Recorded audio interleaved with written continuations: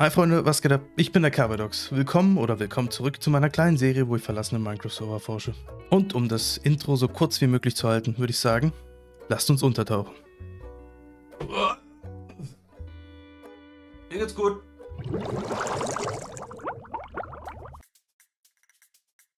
Willkommen bei LapesMC. Dieser Server läuft seit 2013. Heißt also, er hat bestimmt gut durchtrainierte Beine. Um hier die schönste Struktur zu finden, müssen wir nicht besonders lange laufen, da das der Spawn selbst ist. Ich habe selten so etwas Schönes und Einzigartiges aus Glas gesehen. Mein allererstes Gebäude im Minecraft war komplett aus Glas und sah einfach identisch aus. Also weiß ich, wovon ich rede. Das Ansagen-Plugin hatte kein Problem damit, mich kurz nach dem Betreten mit haufenweise Informationen zu bombardieren. Jedoch habe ich in der Schule die Infos in mich aufgenommen und ich werde jetzt definitiv nicht damit anfangen.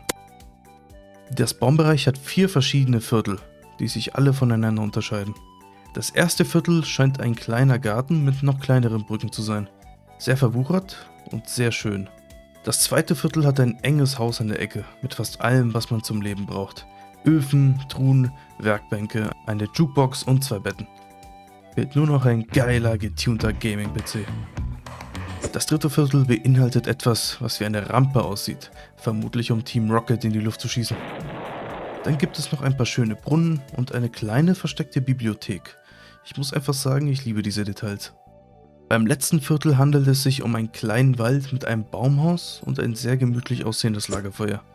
Das wäre ein hübsches Hintergrundbild und ein noch besserer Ort zum Campen. Wenn ich jemals campen würde, ich bin eine faule Sau, ich würde das niemals. Vom Spawn heraus führt aus dem südlichen Ausgang ein schöner gelber, relativ unbeschädigter Weg heraus. Und führt zu einer der schönsten Brücken, die ich jemals gesehen habe. Wow. Dahinter scheint jemand mit World Edit einen Teil dieser Gegend entfernt zu haben. Das sieht man ganz gut an den abgeschnittenen Blättern der Bäume. Falls es jemand nicht kennt, mit dem Plugin World Edit kann man viele Blöcke auf einmal verändern. Und das in den verschiedensten Formen. Ein Must-Have für jeden Server.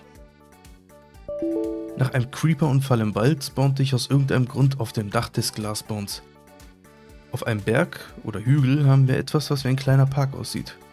Etwas leer, dennoch sehr ästhetisch. Sehr nah dran ist dann ein komplett geradetes Haus und ein Monster-Spawner.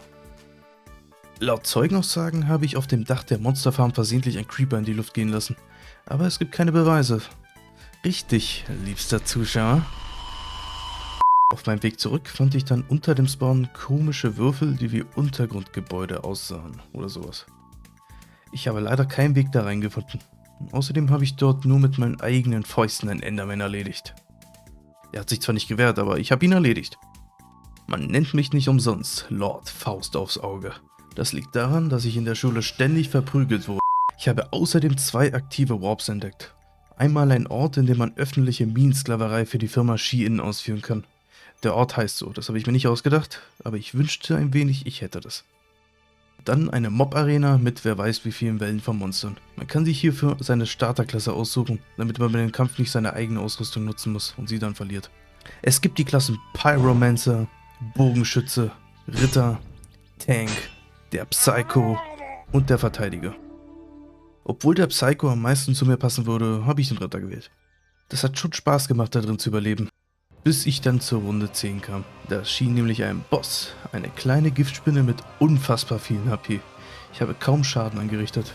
Und als ob das nicht genug wäre, hat die Spinne Spezialfähigkeiten aus World of Warcraft, wie Gewitter, was Spieler wegschleudert, Wucherwurzeln, was Spieler an Ort und Stelle gefangen hält, und Pfeilschießen, was alles sein könnte, das habe ich noch nicht entziffert. Leider habe ich diesen Bosskampf ganz knapp verloren. Schließlich habe ich mich doch dazu herabgelassen, die Infos zu lesen. Hier fand ich den Link zu ihrem Forum. Dieser ist relativ neu im Gegensatz zum Server. Auf dem neuen Forum gibt es nur einen Post vom Besitzer. Der schreibt, dass der Server bald wieder funktionieren wird und er die Infos in der nächsten Zeit mit den Spielern teilen wird. Es gab auf der Seite außerdem eine Map, mit der ich dann die restlichen Gebäude abklappern konnte, die ich noch nicht gesehen hatte. Wie dieses halbe moderne Haus, diese illegale geheime Minenoperation und dieses pinke Untergrundhaus.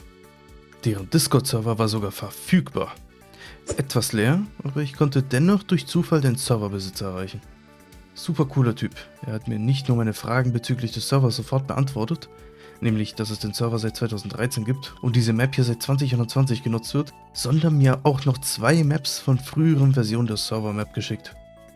Die 2016er Version und die 2020er Version. In der 2020er Version finden wir am Spawn einige interessante Karten, die nicht mehr funktionieren.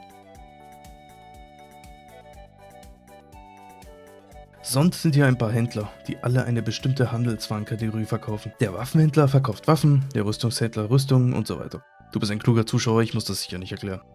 Gleich daneben sind Spawner mit Schafen, Kühen, Schweinen und Hühnern. Darum muss man sich keine Sorgen um Nahrung machen. Nebendran ist ein Haus mit Verzaubertischen und auf den Dachbalken im Gebäude sind Hexen. Sie können die Spieler durch unsichtbare Barrieren nicht erreichen. Lustige Idee. Am anderen Ende finden wir den Mod- und VIP-Raum. Diese ganzen Leute haben also dabei geholfen, den Server aufzubauen und ihn zu beschützen. Ich bin sehr stolz auf euch. Wie die Söhne und Töchter, die ich nie hatte. Hinter diesem Mod-Raum sind dann noch 2 Teleporter, von denen eins dem Spieler nur sagt, dass die PvP-Arena noch nicht fertig ist. Der andere Teleporter bringt uns zu einer altbekannten Mob-Arena und noch eine zusätzliche Spleef-Arena? Merkwürdig, dass es die nicht auf der aktuellen Version gibt. Außerdem wird ein Paintball-Minigame angeteasert, aber daraus wurde wohl nichts. Abgesehen von den Admin gebauten Strukturen habe ich noch einige spielergemachte Bauten gefunden. Manche ganz hübsch, viele zerstört. Hier eine Oase, die zerstört wurde, um die Oase an einen anderen Ort zu bauen, die aber nie fertig gebaut wurde. Wieso hat man die erste Oase nicht einfach dort gelassen? Ach, keine Ahnung, ich werde nicht genug bezahlt für den Scheiß. Völlig unabhängig von der Map ist das hier mit dem Pferd passiert, das ich in der Nähe der Oase gefunden habe. Sie entwickeln sich weiter. Mein Zeichen zur anderen Map zu wechseln, bevor sie ein Bewusstsein entwickeln.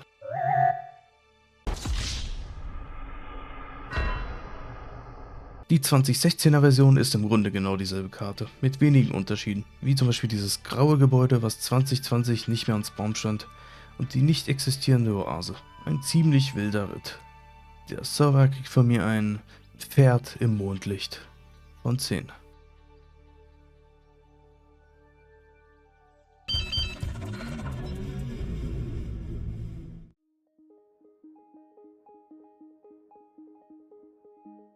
Und hier haben wir eine wahre Seltenheit.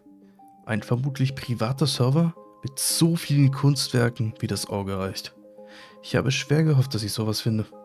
Das erste, was man sieht, sind mehrere Haufen Command-Blöcke, von denen die meisten dem Spieler eine Art Block geben. Keine Ahnung wieso. Die zu nah am Spawn sind, kann ich aufgrund des Spawnschutzes aber nicht austesten. Gleich daneben sah ich diesen auffälligen Charakter, der für mich wie ein Terraria-Charakter aussieht. Wie sich aber dank der Google-Bildersuche herausstellt, handelt es sich um Kefka aus Final Fantasy VI. Ich bin sicher, Final Fantasy-Fans werden mich jetzt hassen. Gut, ich ernähre mich von eurem Hass. Es gibt hier tatsächlich so viel zu sehen, ich weiß gar nicht, wo ich anfangen soll. Darum fange ich einfach ohne Kontext mittendrin an. Und so schafften wir es nach diesem brutalen Kampf zum Eingang des Freizeitparks. Sehr schade, dass sich Freddy für die Tickets opfern musste. Aber wir beide wussten, was auf dem Spiel steht. Ich hätte es sein sollen. Nicht du, Freddy. Links vom Eingang beherrschen 3 Skin-Statuen die Region. Ich näherte mich den Schildern und dachte mir, ich könnte so die Namen der Besitzer herausfinden. Ich bin mir nur nicht sicher, ob das die Namen der Besitzer sind. Auf allen 3 Schildern steht Shimamura, was wohl ein japanischer Händler für die verschiedensten Artikel ist. Also entweder ist das Werbung oder jemand heißt tatsächlich so. Vielleicht kenne ich die tiefere Bedeutung einfach nicht und kann keine finden. Das ist ja wie in meinem Leben. So oder so geben die Statuen einen prima Eingang für den Freizeitpark ab. Ergänzt sich prima zum Riesenrad. Beeindruckend finde ich, wie ich sofort erkennen konnte, dass das hier dieses Karussell aus Tassen sein soll. Sehr gute Baukunst. Ich finde nicht das Karussell toll, sondern dass ich es erkannt habe. Ich bin einfach eine geile Sau. Im Park dahinter ist die wohl gefährlichste Rutsche, die ich jemals irgendwo gesehen habe. Hier will ich meinen Hintern nicht drauf packen. Da rutsche ich entweder zu schnell oder nie wieder runter. Auf zur nächsten Ansammlung von Kunst. Ein klassisch japanisches Bauwerk, wie man sie eben kennt. Sehr traditionell und in einem isolierten Bereich gefangen. Es gibt hier sogar etwas, von dem ich vermute, dass es ein Zen-Garten sein soll. Und zwischen den Bäumen versteckt sich außerdem dieser kleine Schrein. Sehr hübsch. Und wieder zu einer völlig anderen Baurichtung. Heutige Einrichtung, wie man sie kennt. Ein gigantisches Parkhaus. Und obwohl es nur ein Parkhaus ist, steckt ja allein durch die vielen kreativen Fahrzeuge super viel Arbeit dahinter. Die Panzer, die aus irgendeinem Grund hier geparkt sind, finde ich am besten. Nur diese beiden Gentlemen finde ich etwas sus. Bin ich jetzt cool? Oder ist das schon wieder out? Wieso steht da dieses Parkhaus an erster Stelle überhaupt? Natürlich, weil ein riesengroßer Einkaufsladen in der Nähe ist. Jeder einzelne Laden wurde mit so viel Liebe gemacht. Sogar McDonald's hat einen Platz in diesem Laden bekommen. So weiß ich, dass es dieser Laden ganz nach oben geschafft hat. Und als hätte das Parkhaus nicht gereicht, ist auf dem Dach nochmal eine Parketage verbaut. Ich frage mich zwar, wie diese Autos hier hochgelangten, aber mir wurde dann klar, dass die in diesem LKW den Teleporter Super Mario 64 nach oben genutzt haben müssen.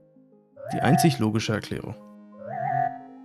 Und jetzt fragt mich nicht, wie es dieser LKW nach oben geschafft haben soll. Ich höre dir sowieso nicht zu. Oh, was sagt die Uhr? Es ist wieder Zeit, die Baurichtung zu ändern. Diesmal gibt es eine verfluchte Villa mit extra vielen Geheimgängen. Der Eingang ist ja besonders erwähnenswert, der haufenweise Diamantrüstung in Glas ausgestellt hat, wie auch immer das gemacht wurde. Bei so vielen Räumen dachte ich mir, sind die meisten Zimmer bestimmt leer. Ja, falsch gedacht, Vergangenheitskabel, du voll. Alle Zimmer sind liebevoll nach irgendeinem Thema gerichtet.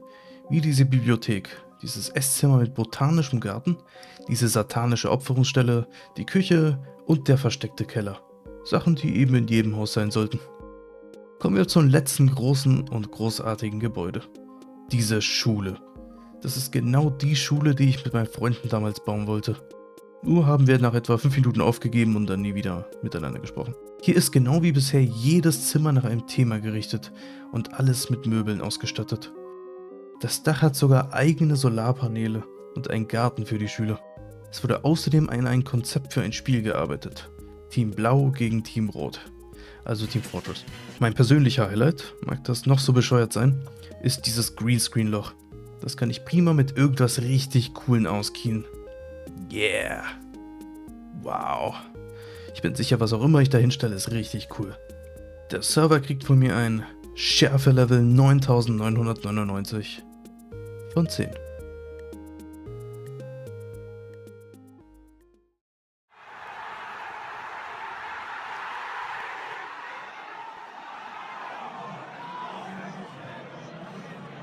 Cozycraft, ein Server, der laut schwebenden Text eine Mischung aus Minecraft und Animal Crossing sein soll, hat scheinbar alle nervigen Seiten aus Minecraft entfernt und legt den Fokus somit aufs Bauen.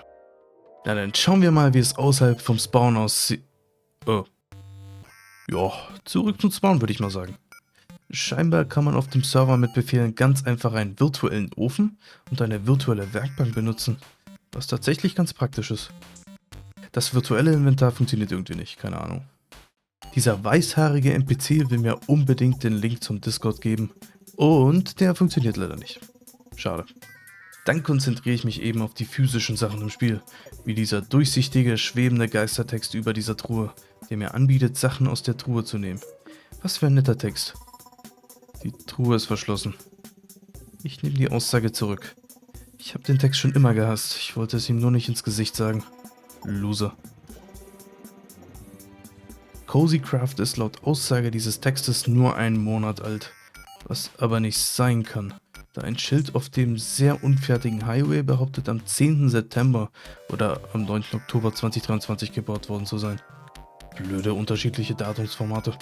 Ist es 10.9 oder 9.10? Oh. Dieses Luxushaus am Spawn, was ich irgendwie vollkommen übersehen hatte, hat so ziemlich alles, was man in einem Luxushaus braucht.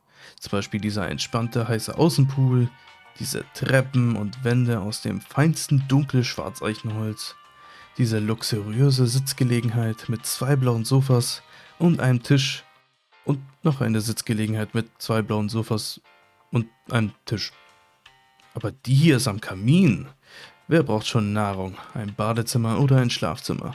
Ziehen Sie heute ein. Bei Risiken und Nebenwirkungen lesen Sie bitte nicht den Vertrag und fragen Sie unter keinen Umständen einen fähigen Immobilienhändler. Aber gut, genug mein Schicksal in der Außenwelt rausgezögert. Zeit aus dem Spawn zu entkommen.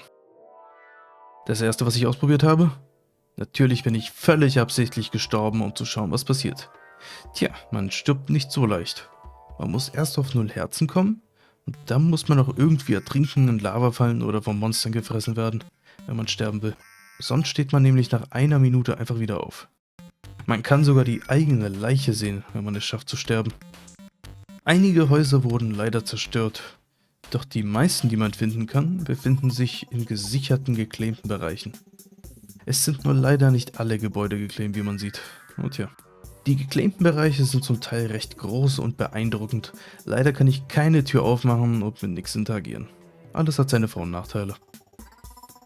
Ich beschloss mich zuerst zum Zoo von Dream Tipshi mit 3 Is zu teleportieren. Sehr große Artenvielfalt.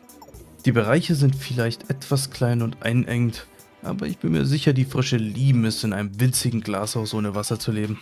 Ja, aber als jemand, der gerne andere leiden sieht, finde ich das sehr gut. Immerhin haben die Pandas ein im Vergleich dazu großes Gehege. Aber die sind doch putzig, schaut sie euch nur an, die haben das verdient. Moment, wurde am 18.08.2023 erstellt. Aha, also wird doch erst der Tag diesen Server geschrieben. Verflucht seid ihr Datumsformate. Naja, der andere verfügbare Teleport, der einen Tag davor von 1DJ1 erstellt wurde, bringt uns zu einer super effizienten Enderman-Farm. Die Endermen tun mir fast schon leid. Reinhauen werde ich trotzdem. Ich hoffe, du bist stolz auf mich, 1DJ1. Schau dir mal dieses Schachbrett mit Bannern als Figuren an. Ganz coole Idee. Wie durch Glück entdeckte ich die wohl verrückteste Skulptur auf dem Server. Durch die Enderperlen aus meiner Geheimquelle, mein Anwalt hat mir verboten davon zu reden, konnte ich fast auf die Spitze klettern. Dieses Ding ist von oben noch viel schöner, wenn man nach unten springt und nach oben schaut. Noch eine weitere Struktur, an die ich nicht gedacht hätte, jemals so zu bauen, ist diese Unterwasserbasis mit eingebautem Aquarium als Dach. Ist nie fertig geworden. Aber was hier ist, sieht jedenfalls gut aus. Der Server kriegt von mir ein modernes Luxushaus. Von 10.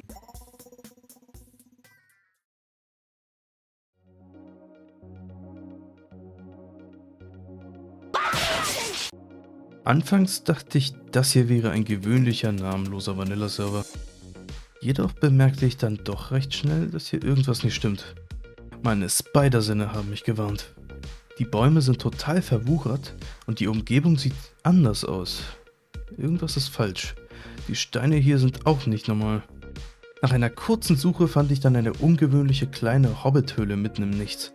Sie ist genau wie die Iglus im Schneebiom aufgebaut, mit Geheimkeller, in dem Menschenexperimente durchgeführt werden.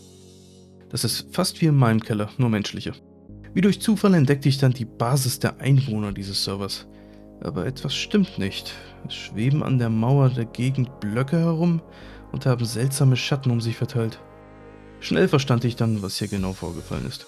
Das hier war mal ein gemoddeter Server, der aus irgendeinem Grund ohne Mods auf eine andere Version geupdatet worden ist. Das wird in diesem kleinen Turm recht offensichtlich. Überall schweben Fackeln herum und ganze Etagen fehlen, da es die Blöcke, mit denen gebaut wurde, gar nicht gibt. Wirklich eine einzigartige Aussicht von hier oben.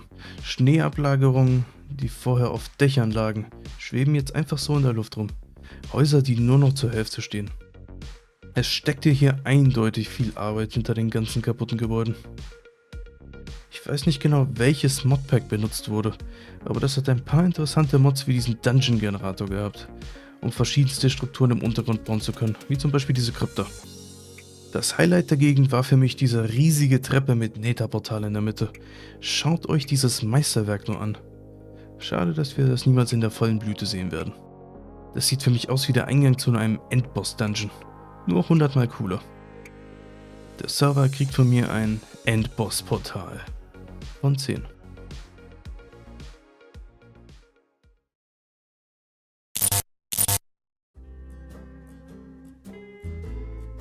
Mythical Craft ist ein Server mit noch einem wunderschönen Spawn. Eine recht große mittelalterliche Festung begrüßt jeden Besucher. Die Innen- und Außenwände haben haufenweise Details und verschiedenste kleine unbetretbare Häuser innerhalb der Mauern. In der Festung an sich ist leider alles leer. Im verbotenen Keller der Festung findet sich eine leere Höhle, die zu einer leeren Höhle führt. Und diese führt in eine Sackgasse. Wow! Sonst fand ich soweit nichts anderes. Aber da ich den Namen des Servers habe, konnte ich ganz einfach ihre Website finden. Eine sehr spanische Website. Doch durch die Hexerei des Internets konnte ich die Seite auf Deutsch übersetzen. Ich verstehe diese Technologie nicht und ich habe Angst davor. Diese Seite ist aber sehr leer, was richtigen Content angeht. Was ich damit meine? Tja, also zum Beispiel das. Sie hat ein paar Zitate von angeblichen Spielern, die ihre privaten Namen benutzen, statt ihre Nutzernamen. Ich gehe so stark davon aus, dass sie fake sind. Sonst könnte man sie einfach zu den richtigen Spielern zuordnen, die es vermutlich gar nicht gibt. Es ist cool. Alles, was aktualisiert wird, ist gut. Ohne Verzögerung. Ich mache es. Es ist sehr gut. Ich empfehle Ihnen, teilzunehmen. Danke, privater Name. Vom ersten Moment an konnte ich feststellen, dass ich keine Verzögerung habe. Ich erkunde die Höhlen wirklich gerne und es geht mir gut. Okay, der letzte Teil klang ein bisschen nach einem Hilfeschrei Erika. Die Leute sind sehr freundlich und das Serverpersonal auch. Ich mochte es. Wieder sehr verdächtig, Alejandro. Blinzle einmal, wenn du Hilfe brauchst.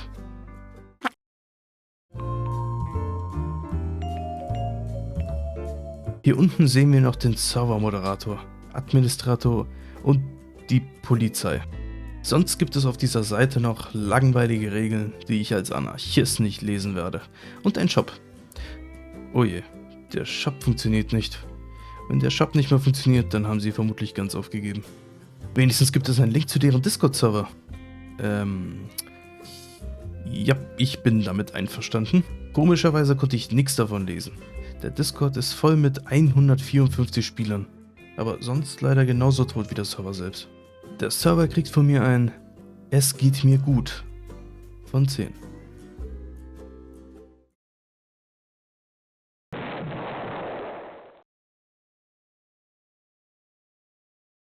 Willkommen auf einem weiteren verlassenen Server, Ladies and Gentlemen.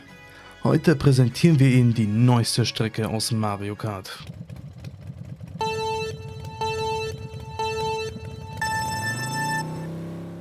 Nein, spannender wird's nicht.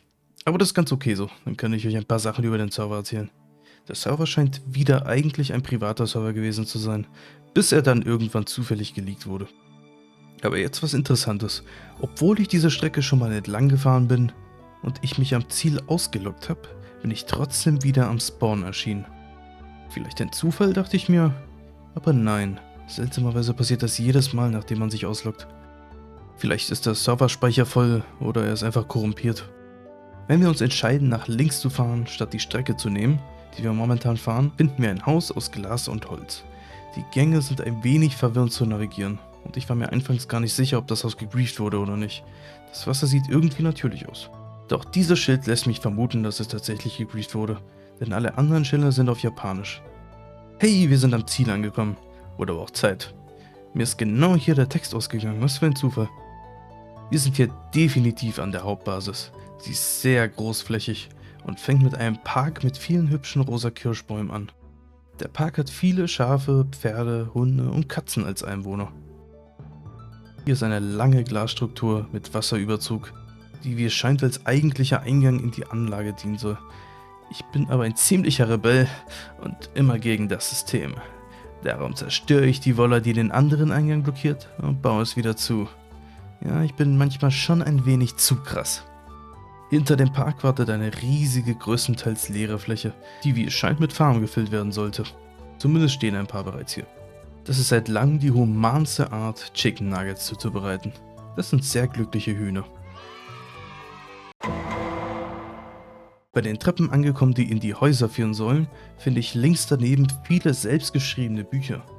Sie haben alle 36 Seiten und zeigen dasselbe, wenn ich das richtig gesehen habe.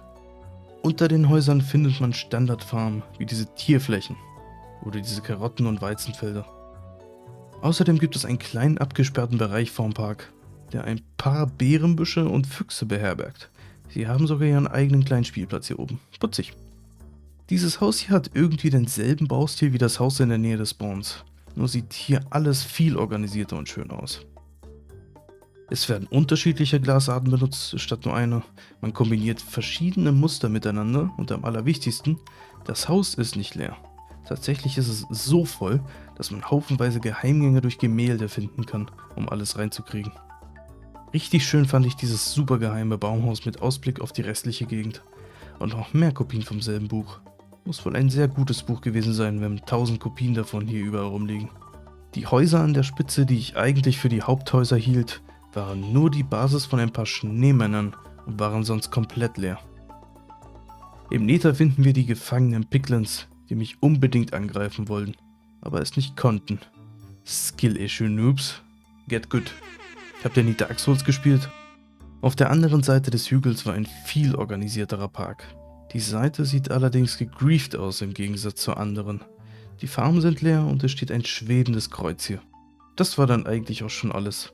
Jetzt wollte ich nur noch testen, ob ich wieder zum Anfang gebracht werde, wenn ich mich im Nether auslogge. Und leider ja. Somit ist die Tour zu Ende. Der Server kriegt von mir eine Katze in einer Lore von 10. Bevor ich euch endgültig entlasse, wollte ich für den unglaublichen Support in der letzten Folge danken. Ich weiß, dass du auch involviert warst. Du warst der oder die Allerbeste. Danke dir. Ich hoffe, ihr seid in der nächsten Folge auch dabei. Haut rein, Freunde.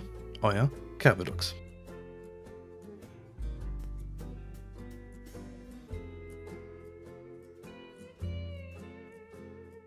What the